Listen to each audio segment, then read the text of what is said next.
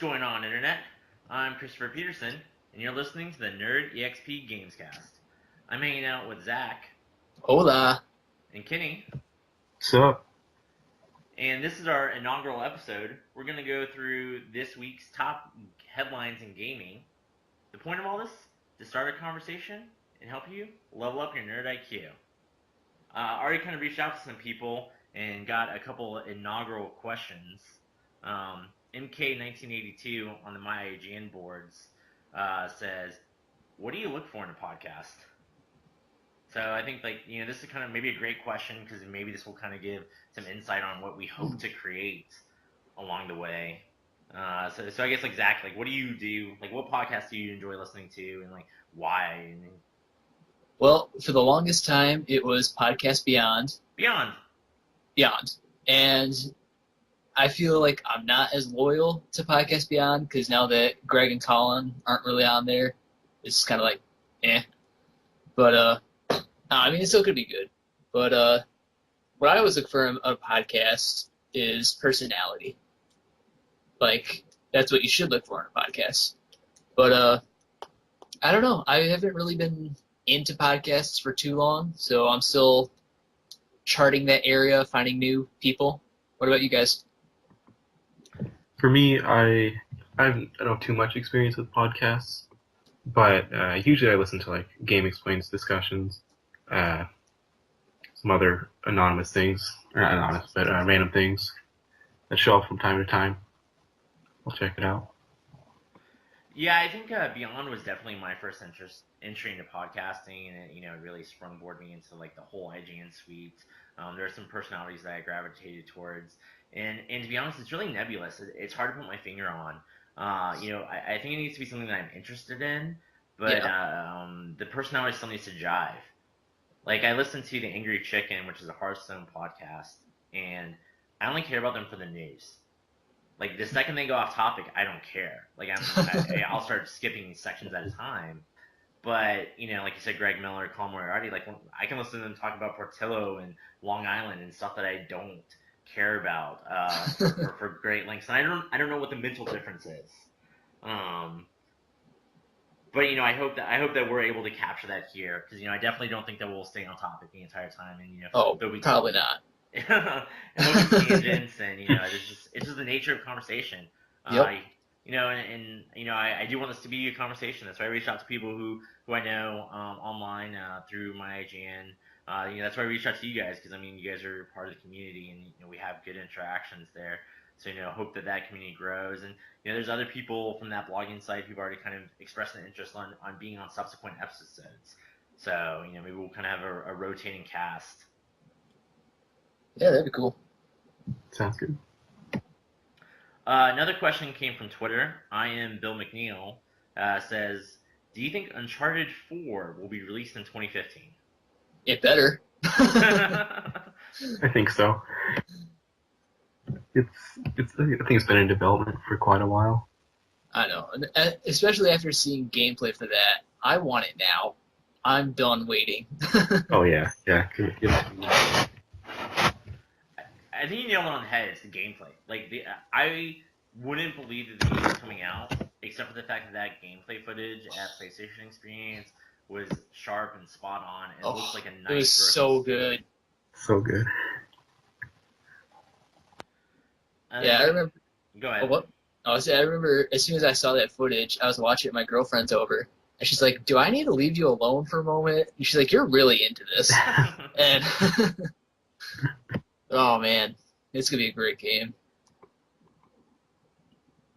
And then kind of piggyback off that, I also kind of asked, do we think Star Wars Battlefront, will come out this year? I don't think so. I would be inclined to say no because it's Battlefront, but I have a feeling it will because it's DICE, which is kind of scary. I'm gonna lean with Kenny. I think it will because it's Star Wars. Because that movie's coming out, and they are going to demand a video game tie-in on shelves that people can point to and cross merchandise. It's true, but we haven't seen anything of it, since E3 last year? No, yeah, I haven't seen anything. I haven't heard anything. There was no blip on my radar. Have they given like a release date yet? Or not release date, but a time frame? Or no, not at all? I don't think so. I don't even think they've confirmed it 2015. I think that's just everybody's hopes and dreams at this point. Oh, okay. And I have a feeling it will be probably later than that if they haven't confirmed it. No, but maybe. They might surprise us. All right, well, readers always come first, so we'll always answer reader questions at the top of the show. If you end up with your own questions, definitely want to hear from you guys. You can reach out to us on MyIGN or send us a tweet or send an email at nerdexp@gmail.com. For this week's headlines, I'm going to start off with some PlayStation news. PlayStation Plus for March was announced on March 2nd, which in of itself is not that big of a deal, except for the fact that normally these games are released a week out in advance. I think it was really weird that it was released in March. I mean, this is kind of breaking their own news cycle. Yeah. The game lineup that came out, I wasn't too impressed with. Which I know it makes me just seem kind of greedy and entitled because it's a free game. I should just be happy. But I don't know. There was a time when PlayStation Plus was firing on all cylinders. XCOM, Uncharted, Tomb Raider Definitive Edition. Great games that I just happened not to buy the previous year, and I guess I'm just kind of missing that one title a month, and I'm like, holy crap! Like this makes the service kill Xbox Games of Gold. Yeah, I mean, I first got into PlayStation Plus last year, and there was some great games that came out that last year. Like, I got Infinite, like Bioshock Infinite and everything, but, like, everybody online is complaining that now it's, like, all these indie games, which isn't necessarily bad, but they haven't necessarily been good indie games. Yeah, most of them I just never heard of. Yeah. I mean, Rogue Legacy came out last month. I sunk that was good one. 15 hours into it, so I mean, maybe I'm not looking at it from the right viewpoint. But this month's offering is Oddworld: Abe's Odyssey, Valiant Hearts, Papa and Yo, Sherlock Holmes, Ollie Ollie 2, and Counter Spy. And out of that, the only one I'm going to download is Counter Spy. Have you played Valiant Hearts though? I haven't. Am I making a huge mistake? If it weren't for South Park, Valiant Hearts would have actually been my game of the year for last year. So I think that's the winner for this month, but not really interested in any of the others. What about you, Kenny? Are you plugged into PlayStation? Are you going to check out any of these games? Yeah, I'm on PlayStation. Honestly, I wasn't really planning on any of them, but based on Zach's recommendation, I might have to check out Valiant Hearts. And you're right. But, I've been kind of harsh on Valiant Hearts just because of I think the dog pulling your heartstrings is just such a gimmick. But people have only said good things about it, so maybe I'm just like prejudging it.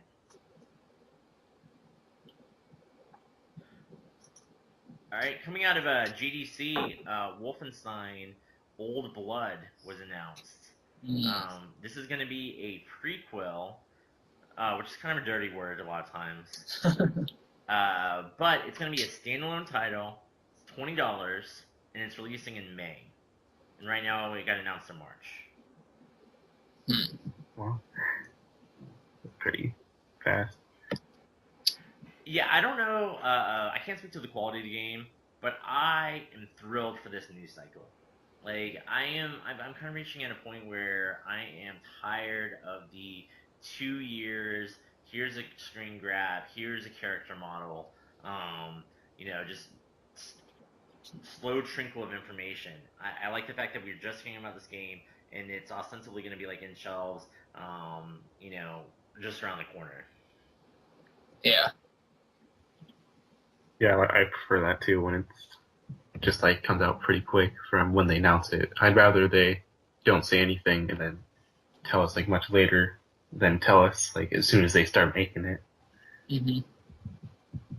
I think a lot of interest is lost there.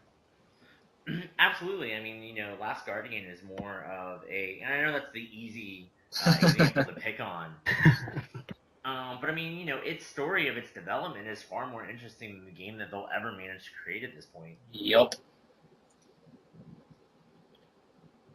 Did you guys ever play, Wolfenstein: The New Order? I did not. Me either. I mean, that almost would have been a great PlayStation Plus game because I mean, maybe that would have got people psyched and in a mood to, shell out $20 for this adventure. Yeah, that's a good point. Maybe we'll see it soon. I wouldn't complain. I would get that one. Another kind of soonish announcement is Final Fantasy X2, so 10.2 HD remake is coming to the PS4. It already came out to PlayStation 3 and Vita. To me, like the reason they make this move is obviously I think they're gonna make money, but I think it also speaks to a huge gaping hole in the PlayStation 4's library. Where are the JRPGs right now? That is true. They're on the Vita. They are on the Vita, and I own a Vita, so I should be happy, and I should just be sitting on the couch and playing them. But I do kind of miss that big screen experience. Yeah, I already got it on Vita. But I think it's pretty cool that they're putting it on PS4. And it definitely fills that gap. I haven't played Final Fantasy X or X2 ever. So I'm thinking that a PS4 version might be something I get into. I love Final Fantasy X. I'm a huge Final Fantasy fan, so I mean, I might have some bias. If they're I don't know what the price model is, but I mean, if they end up being sold separately, you could probably skip 10.2. Tonally, yeah. It's really different, and I don't think it tells as concise or tight a story. Yeah, I've heard a lot of people say that. I've heard the story's but apparently the battle system is really good, right? Is that what people say that? Yeah, so I mean, it has a really, you play as these three characters, and they change classes in 10.2, which sounds like a really cool concept, but they kind of do it by changing their outfits. So it has this weird graphical display every time they do it, and the story, without trying to spoil anything, the story is more lighthearted and just it doesn't carry the weight or the tight characters or the cast of Final Fantasy X. Gotcha. We'll probably still package them together though. I think so. I heard it's gonna be $50 for the bundle, I believe. That makes sense. So they better both be bundled, because with just one of them $50, that's a bit much. Yeah, that's surprising because I thought it was only $30 when it came to PlayStation 3 and Vita. Yeah. Okay, so now I'm thinking, is there any JRPGs on PS4? No, I looked recently. There's nothing. I didn't think so. Nothing yet. This guy is coming True. soon. And I think that's why people were so hungry for that Persona 5 trailer, which is slightly old news. Yeah. But, Yeah. because they want that RPG experience, because that's a niche that's just not being filled right now.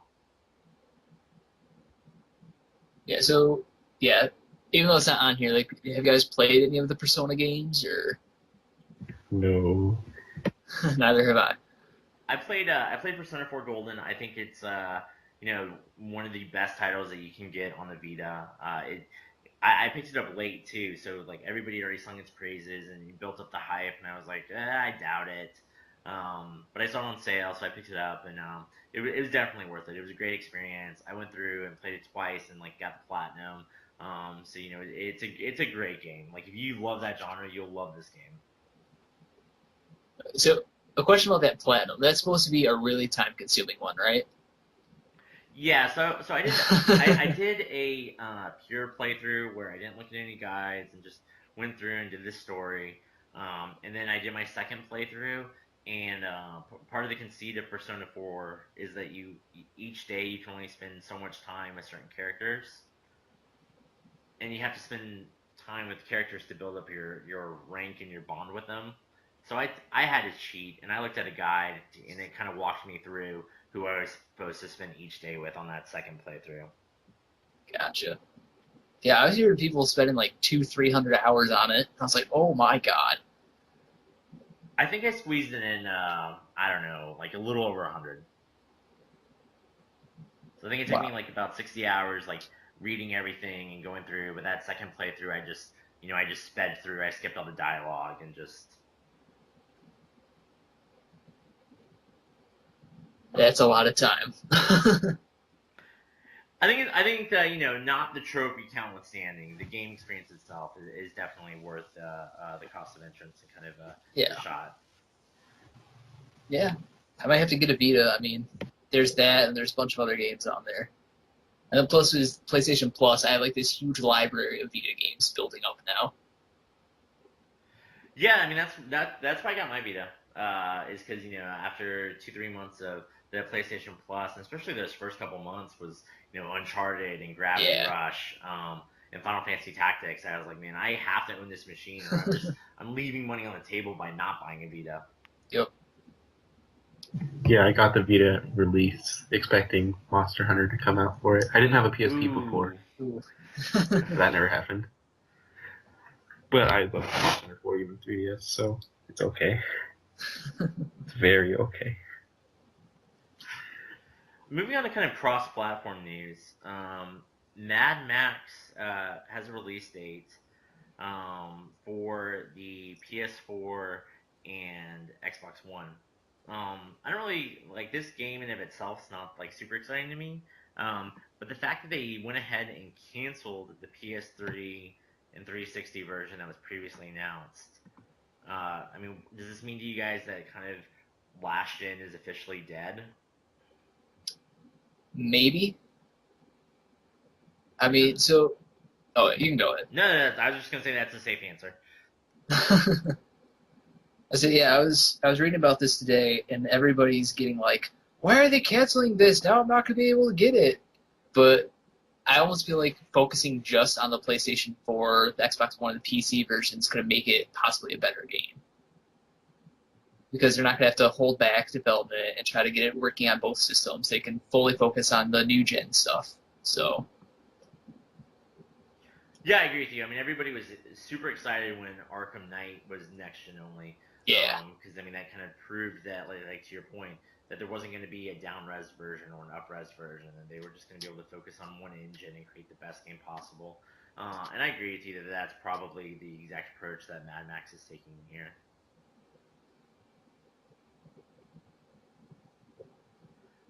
Moving on to kind of more somber news, and this just happened today. EA decided to move forward and close Maxis. You might not know the name, but you definitely know the work. This is the studio that's been making SimCity for ever.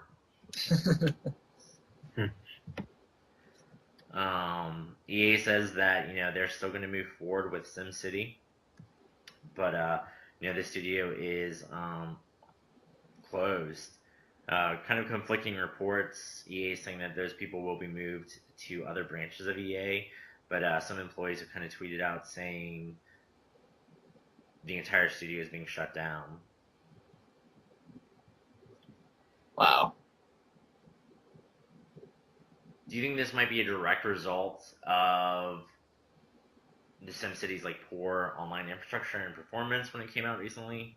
Oh, what are you talking about? SimCity was perfect. I honestly don't know. I mean, I haven't really been following this that much. Yeah, I'm kind of the same way. I haven't really heard about it too much. Especially after SimCity came out, though, everybody has been very vocal about not liking EA and not liking anything that they do. So this could have something to do with that. Yeah, I think EA is, wrongly voted the worst company in America year after year. I mean, there's companies that are hiding, natural disasters and toxic events, and there's no way it's EA. actual just a bunch of angry gamers. Exactly, but that vocal majority or minority, depending on how you want to look at it, ends up being a powerful force. And I think and I know studios close. Dark Side Studios just got closed when Mhm. Microsoft announced Phantom Dust. But this studio Maxis was around for 12 years. So, this wasn't a up and comer or a small team. It's unfortunate. I hope that everybody involved does end up in a better situation and kind of lands on their feet, and Absolutely. maybe ends up with a team that's not the worst company in America. Other release news: Metal Gear Solid 5 is coming to consoles on September 1st and PC September 15th. And also, kind of with that, they announced a metallic red bundle for the PlayStation 4. I saw that. I mean, I'm excited about the game release, but as soon as I saw the collector's edition with like the arm and everything, I don't know. Some of these collector's editions have just gotten out of hand. But so many collector's editions. I can't deal with them all. Have you guys ever don't have enough purchased space? So have you purchased collector's editions? I have not, for the sole purpose that I kind of think they're not worth it. I bought a couple in my day. What did I get? I just got the Monster Hunter Collector's Edition. And, there's been a couple things I've gotten that are Collector's Edition stuff. But usually it's only if it's worth it. I'm not paying the, just pay $250 to get the little figure with it. It's actually usually made pretty poorly also. Yeah, the last collector's edition I picked up was Mass Effect 3, because it came with the DLC, which I think was practically the same cost as buying the collector's edition. So I just upgraded and I got it. But everything that came with it, I looked at once and then just threw under my shelf. Yeah, that's kind of why I don't buy them, because it's I wanted to buy The Last of Us, the one that came the cool statue and everything. And the same thing with Uncharted 3. But I was like, you know what? What am I going to do with this stuff? Especially when the prices end up being so much more than the regular editions. Yeah, I definitely get a lot. I'm definitely discouraged from getting a lot of collector's editions just simply because there's just not enough room for them, or they're just poorly priced.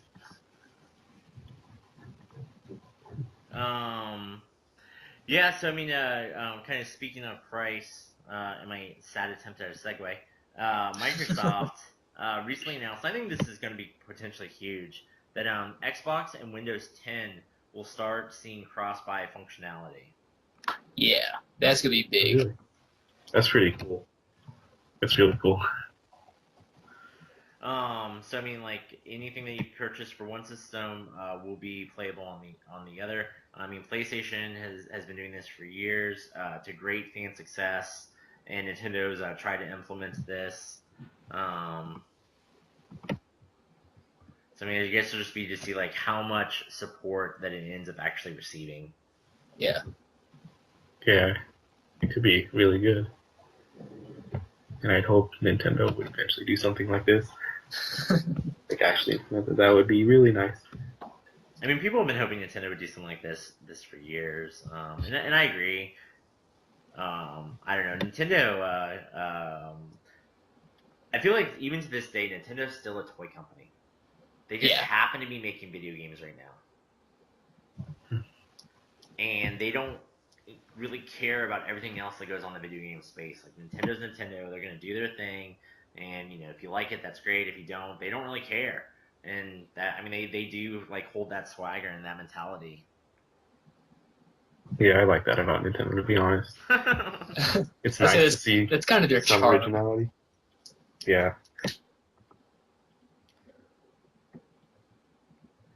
Other kind of Microsoft news. Fable's Legend, which is also going to be cross-platform and cross not buy anymore, is going free to play. That's cool. I might play it now. I still won't play it.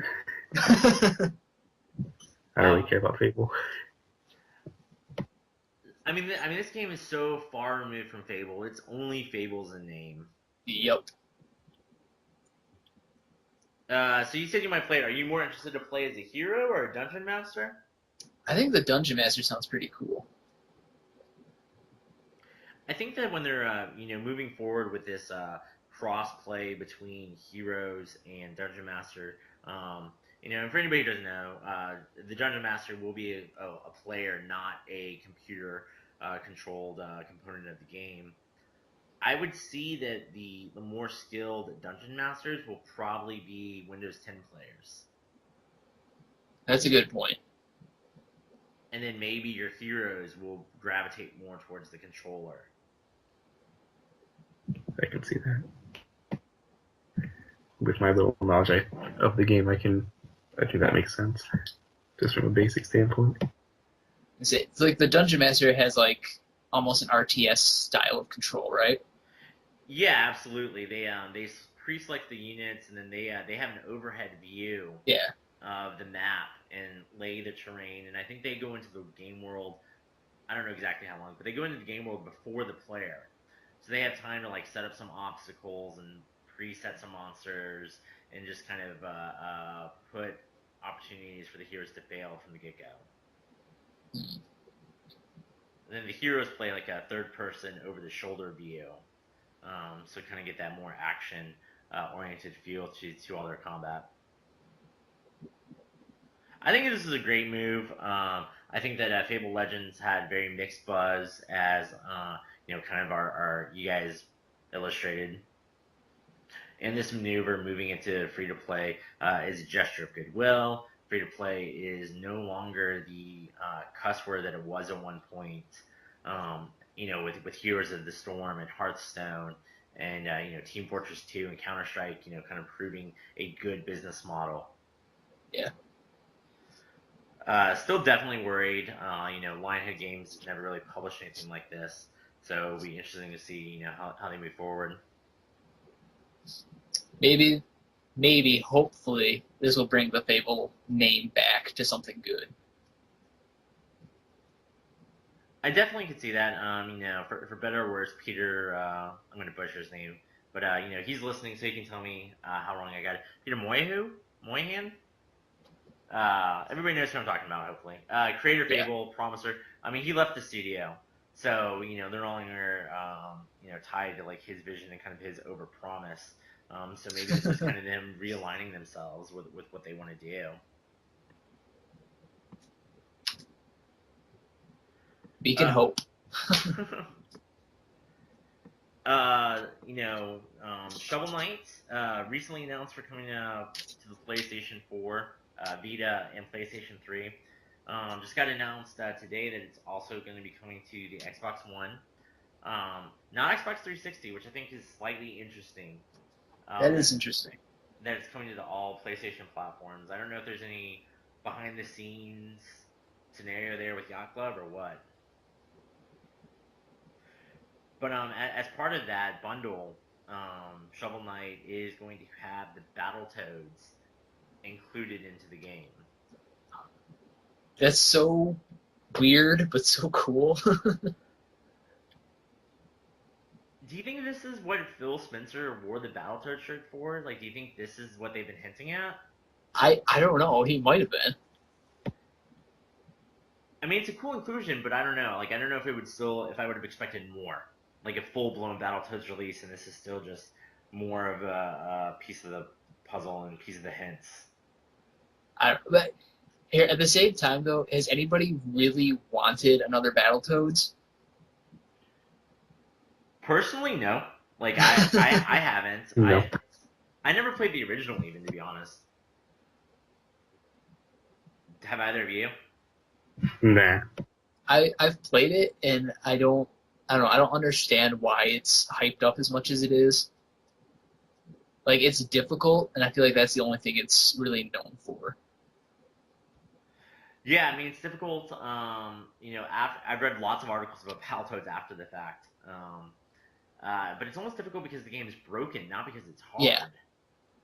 But I don't know if like Battletoads was the one Teenage Mutant Ninja Turtle clone that like still resonated with people, or people just remember their childhood more fondly than they should.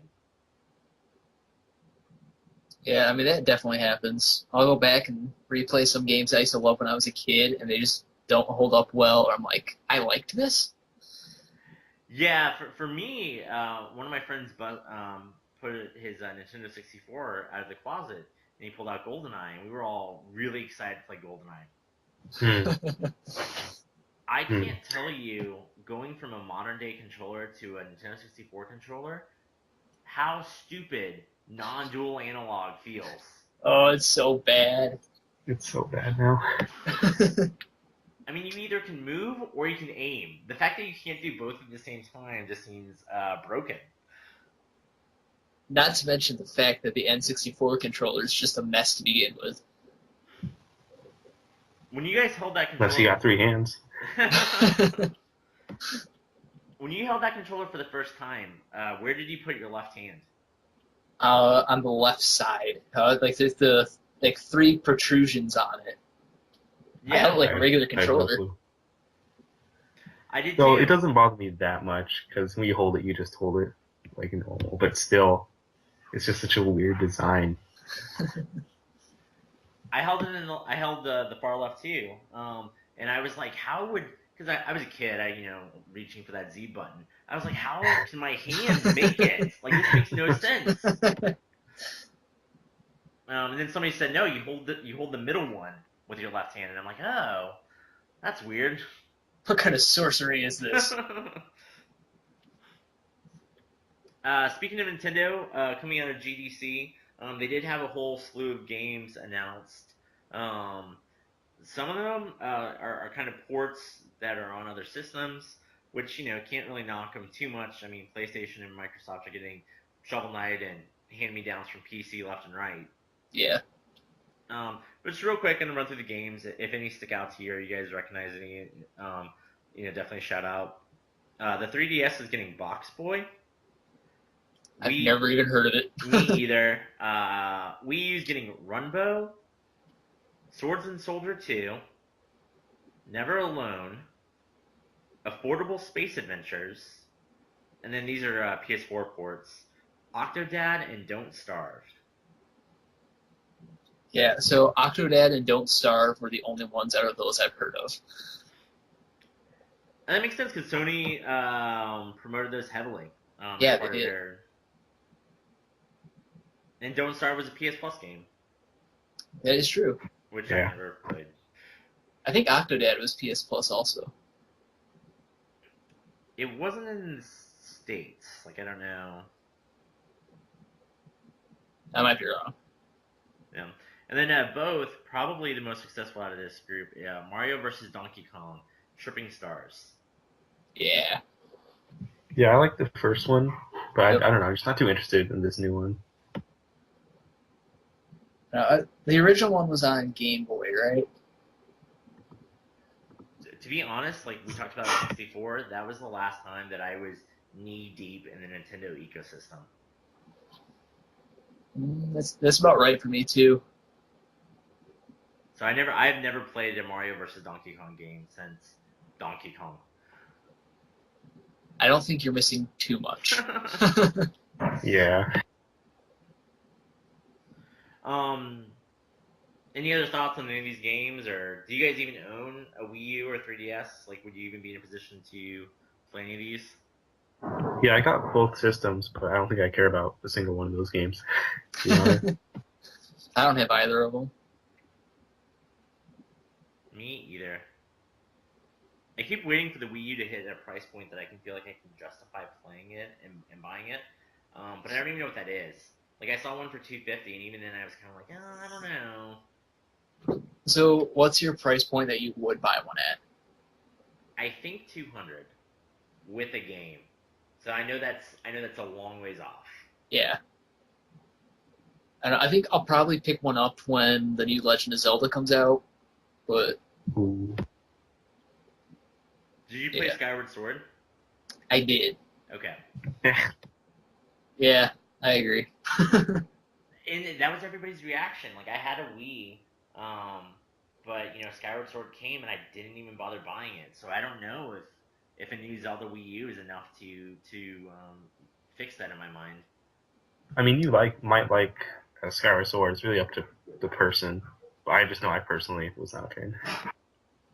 I don't know. I thought the motion controls in Skyward Sword were awesome for like the first 20 minutes, and then after a while, it just made the game really annoying. The only time I really liked him was like the first Girahim fight, which I really enjoyed. But then after that, I think.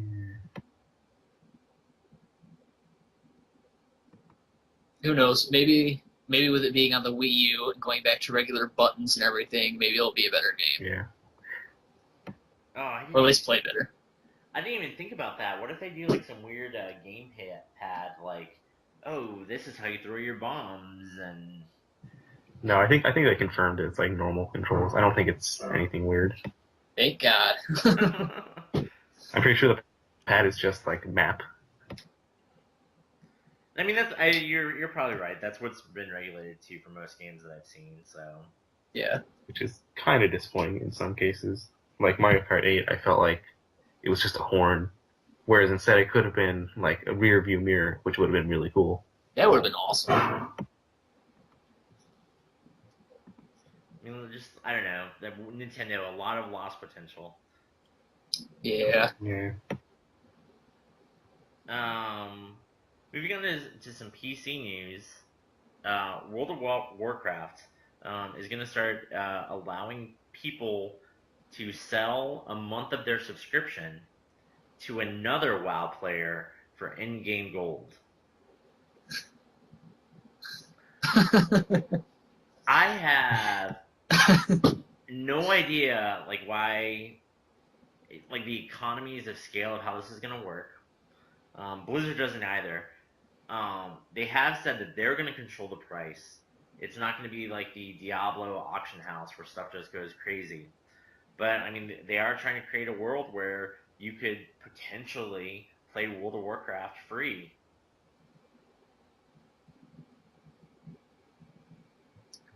Well, I think WoW should just go free. It's been around for years now, and they're already talking about making another MMO. But I don't know. This just sounds really weird. Yeah, it almost sounds like it's like they're gonna be done with it soon. Almost like it seems like something you would do when you're preparing for the next game. Yeah, is making more like free options, basically. So you think this is the canary in the coal mine? It might be on its way out. Yeah, it might be. It's possible. But I don't know. It's been around for such a long time. It's kind of hard to imagine that. Yeah, but I feel like we said the same thing about I don't want to say Eve. I don't know why I'm blanking. EverQuest. I mean, EverQuest was an institution. That is true. And then WoW just came and destroyed it. But I mean, you're absolutely right though. WoW has been on the market for 10 years plus, and maybe it's just ran its course.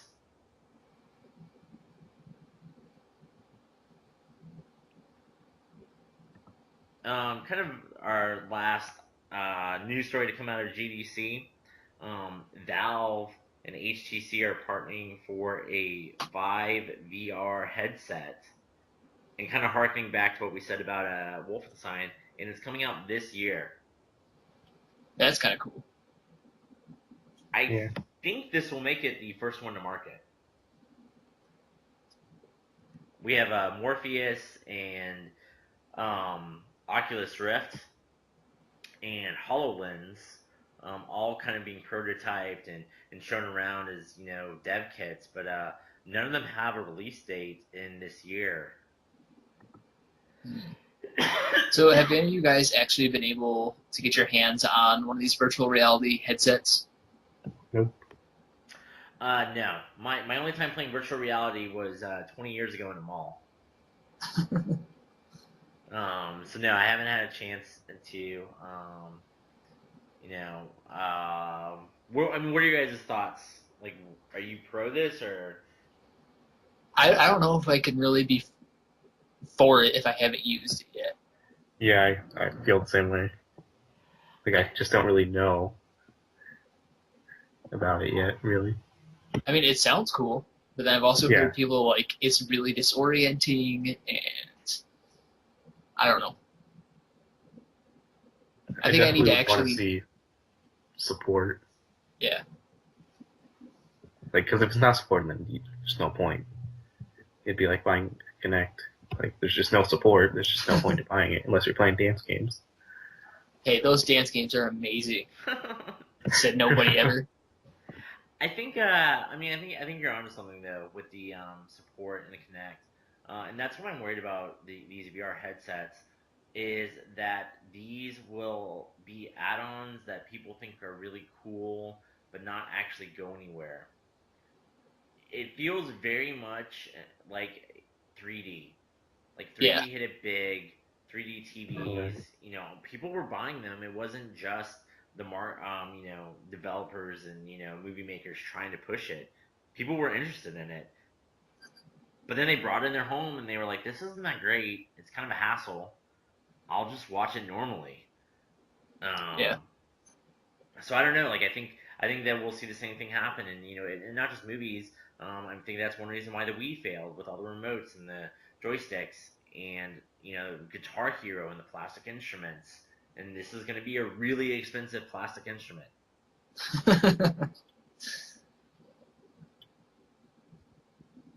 Did you say Wii U or Wii? I said Wii. Did you mean Wii U? I mean, I think it could work for either one. I mean, I I wouldn't feel. say Wii failed. Yeah, It made 100 million units. Yeah, I know. I think that you're right. Like the Wii sold well, but it had a very poor like game adoption rate. Like people bought it and then it just sat there. Oh yeah, for sure. And that's what I think of when I think of these headsets. I think people might buy them, but I don't think they'll actually do anything with them. Yeah, it'll be like a weekend kind of thing. Like someone's over, show them. But like, I don't know. I just kind of have trouble, especially seeing it with like how it is. It's for console games, which usually you tend to play around a couch. Other people are watching. It's very like antisocial. I almost feel like it'd be like better suited to like an individual platform or something. Obviously, you're not like, I don't mean like portable, like obviously for a portable system, but not like in public using your Oculus Rift. That's not going to happen. But but like you know what I'm saying though. Like obviously, it's just kind of hard to like, and it's kind of hard to show people like, hey, this is like so cool. It's kind of like the problem with the Wii U, where the pad is it's for one person. You can't really just like show it off to people. You kind of like, well, you have to like pass it around, and it's not as like something where it's just like a controller. You just hand someone the controller and they just jump in playing. So I feel like like getting people into it would be somewhat difficult. I can also see this being really hard to sell because if you think about it, like a lot of kids are going to want one, and it's going to be hard to convince parents to get this because they're going to be like, this is too gimmicky, or it's too expensive because it's going to probably be expensive. Yeah, for sure. No, that's a great point because I mean it doesn't stand on. Depending on which model we're talking about, I mean, well, no, sorry, I'm talking in circles. None of them really stand on their own, do they?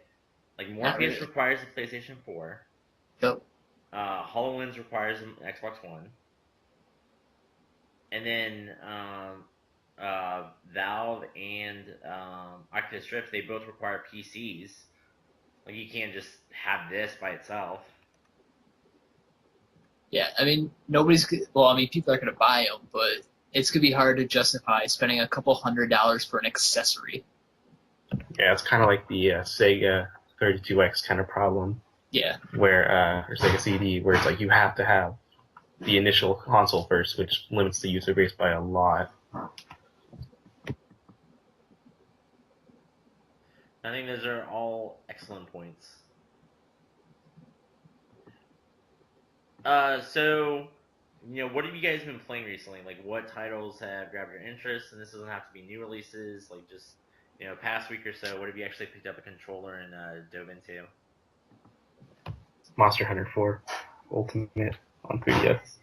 That's all I've been doing, basically. That's your Playing life with my right cousin's now. friends. Is it the best Monster Hunter game, or is it more Monster Oh, yeah. Hunter? It's definitely like the best one. Like not just like, oh, it's a new game, it's the best one, but it's like there's just like so many things that are just done right about it, and there's like so many improvements to things that it just feels right.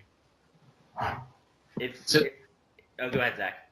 So how do you feel like it eases you into playing? Because I played one of the Monster Hunters on PSP, and it was just so much to pick up at first that it just turned me off to it. Right. It definitely does a better job, but like honestly, the problem with Monster Hunter is it's really hard to see people playing it without having a friend like helping them out with it. Because but though I speak from experience of having to figure it out all by myself. What am I doing? I don't get this.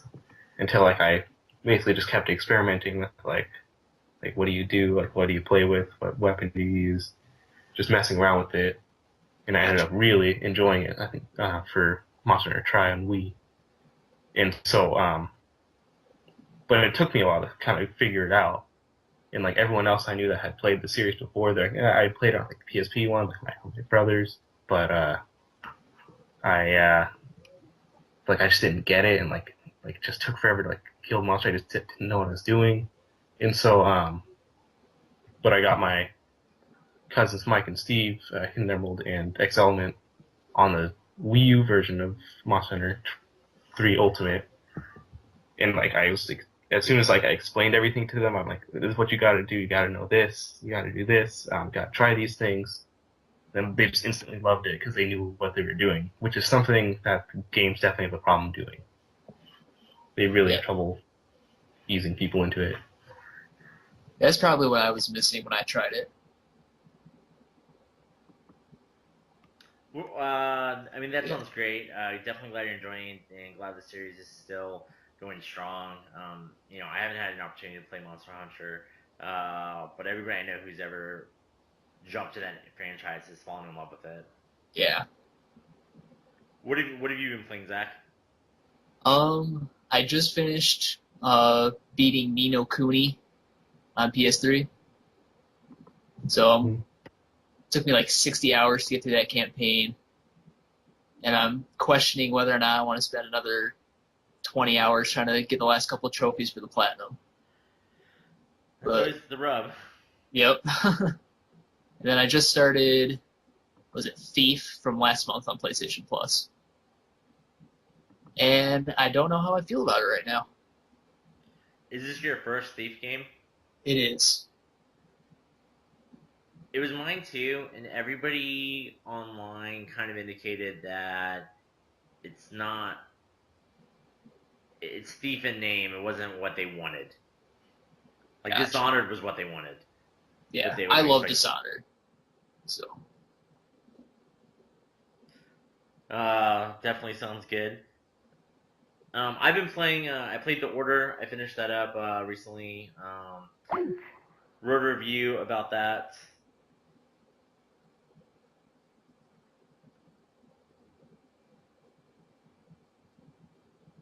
Are you guys online? Yeah. Sorry, I just got a weird pop-up. Anyway, Play the Order. That did.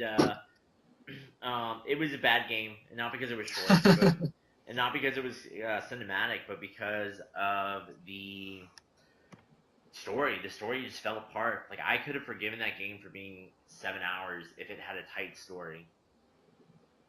That's what I'm hearing a lot of people say. It's not meeting anybody's expectations.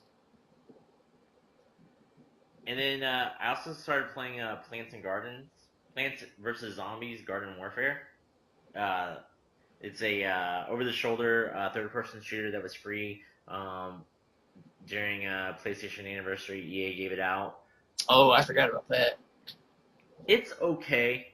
I think the all of my teams have been terribly mismatched, and I either I only have 5 kills, but my team slaughters, or I'm on another team and I still do poorly and my team just gets steamrolled. So I don't think I'm not the X factor. So I think that community's just been around for too long. It feels like it's not new user friendly at this point. Yeah. So, anything else that you guys wanted to bring up? Anything else that caught your eye or attention? I know we gave the imaginary listener who never listened a chance to ask a question. Do you have any? Not that I can think of. Yeah. I haven't thought about anything really to ask. All right.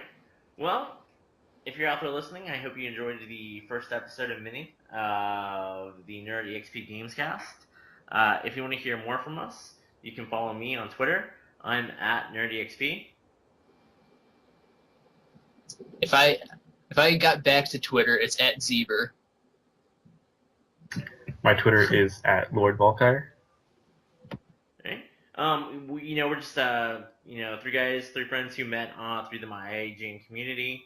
Definitely go out there if you're interested in blogging or gaming and kind of want more of a man on the street view as opposed to some of the editorials. Zebra does a great job asking questions to the community. Typically gets a lot of amazing engagement and kind of feedback and answers. Thank you. And if you want to see, I love Zebra questions. Where do your questions come from? Like, do you have them preloaded, by the way, or do you come up with them each day? I pretty much just come up with them each day. I don't know if, like, at the beginning of the month you sit down and you're like, all right, let me come up with a content calendar. This is what I think I want to ask. And I probably should. I mean, I've been doing this since, like, last fall, and I'm getting to the point where it's like, what should I ask today? It's getting harder to come up with questions, but people have such a short attention spans, you could probably re-ask some questions. that is true. That's actually one of my thing, fears, that one of these days I'm gonna like ask a question and then everybody's gonna be like, "You've already asked this one." There's so much turnover in the community. Most people might not even notice. That is true. If you want to see more of my writing, I have a website called NerdEXP. I post everything else on my IGN. So if you're already plugged in that community, you can check it out there. That's definitely where I get the most comments and engagement and discussion. So definitely feel free to be part of that. And then also have another podcast that's going to go up that's more movie and kind of television focused. So that's already kind of has some episodes in the backlog that you can check out. Definitely feel free to let me know your thoughts if you have any questions for either. Anything else you guys want to add? I think I'm good. All right, I think you're great. Thank you, Zach. Thank you, Kenny. Appreciate your contribution. And thank you out there for listening. I hope you found this entertaining. And that for the first episode, we helped you with your game IQ. Level up, friends.